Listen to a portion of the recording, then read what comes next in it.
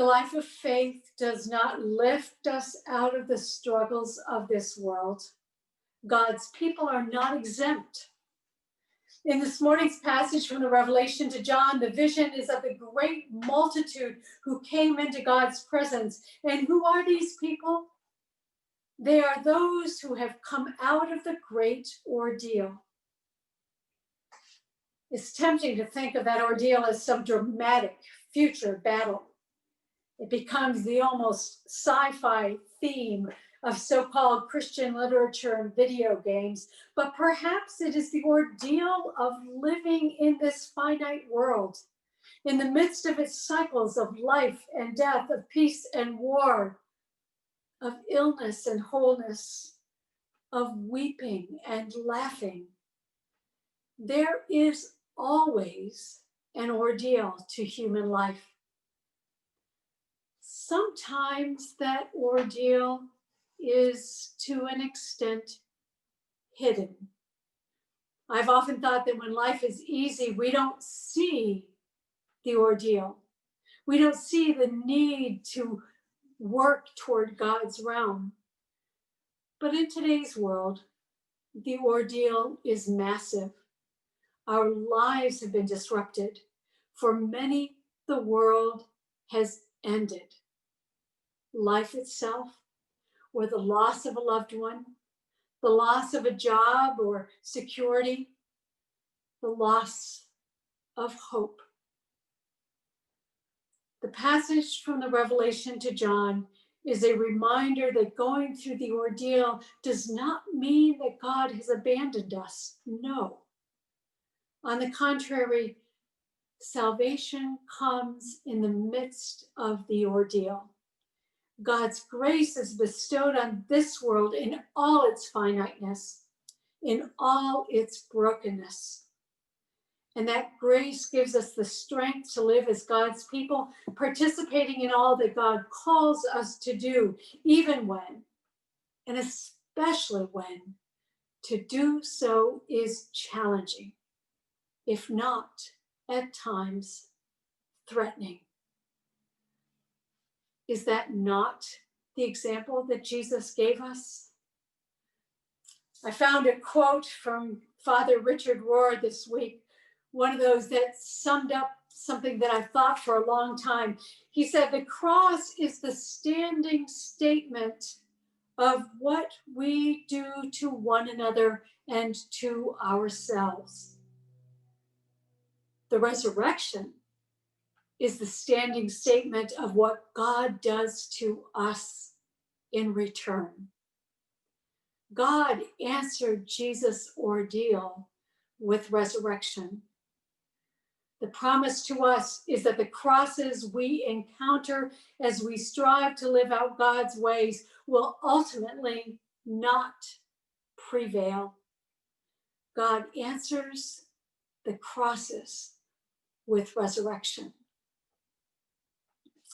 On this All Saints' Day, it is fitting to look back and remember those whom we have lost, not only this year, those whom we have lost who have graced our lives, who have provided for us examples of what it means to live into God's ways of grace and love, those who have been a sign for us, a sign of God's great love for each of us.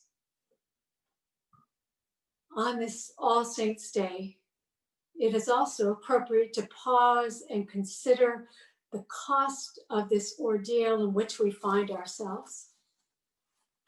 Let us remember the thousands upon thousands who have died. Let us remember the saints still living, who have given themselves to others by working when their lives were and are at risk. Let us remember those who will continue to carry the scars of this ordeal into the future. I keep hearing that one of the things that threatens us most these days is pandemic fatigue. People just want this to be over. And sometimes that desire is leading to bad decisions that, instead of lessening the effects of the pandemic or helping to end it, contribute to its spread. We, God's people, need to recognize that the ordeal is not a sign of God's absence.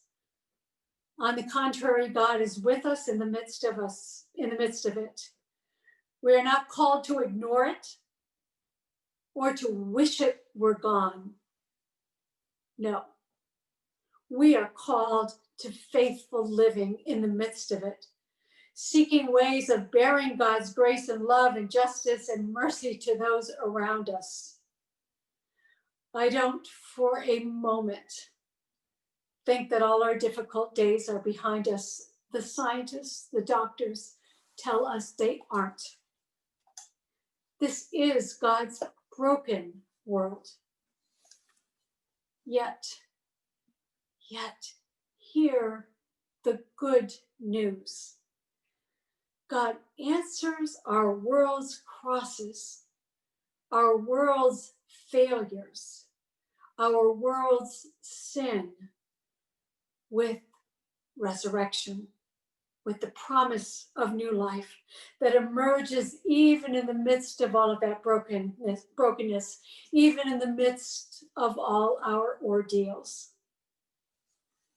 And on this All Saints' Day, we are surrounded by that great cloud of witnesses whose lives bore witness to the eternal hope found in God. Amen. Instead of moving to singing a hymn, the hymn is going to be incorporated into our time of prayer. So I'm going to start with a minute for mission right now. And yes, hunger and all of that is an ongoing concern. But it struck me this week that we often sing and say, God bless America, as if that's something that might happen in the future. But we are blessed.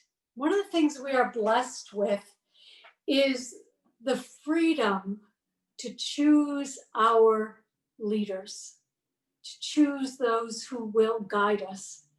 That is a sacred trust as citizens of this nation. And so if you have not voted, please find a way to vote. It's important. Whatever you choose to whatever your choice is, it's important to participate in this freedom that we have. It is a sign of God's blessing that we should not take for granted. For prayer concerns this morning, Kiki spent some time with her mother. Her mother had a blood clot near her heart. She was in the hospital for a time. She is home and recovering, so please keep Kiki's mother in your prayers. Karen Dawn's granddaughter, Julia, is sick at home with mono. Please keep Julia in your prayers. Our continued prayers for Velia, who's recovering at home after a time in the hospital, and for her and Phyllis as they say goodbye to Phyllis's father. For Bill Entner and his friend Melanie, for Karen Dawn's friends Lorraine and Irene, and for Albert, for Gail's brother John, for Abby, the little girl who lives across from Tim, for Marinie's friend Lynn. And please keep them in your prayers. I'm not going to name them during our prayer time. So let us join together in prayer. Look, the world is always ending somewhere. Somewhere the sun has come crashing down. Somewhere it has gone completely dark. Somewhere it has ended with the gun, the knife, the fist. Somewhere it has ended with the slammed door, the shattered hope, Somewhere it has ended with the utter quiet that follows the news from the phone, the television, the hospital room. Somewhere it has ended with a tenderness that will break your heart.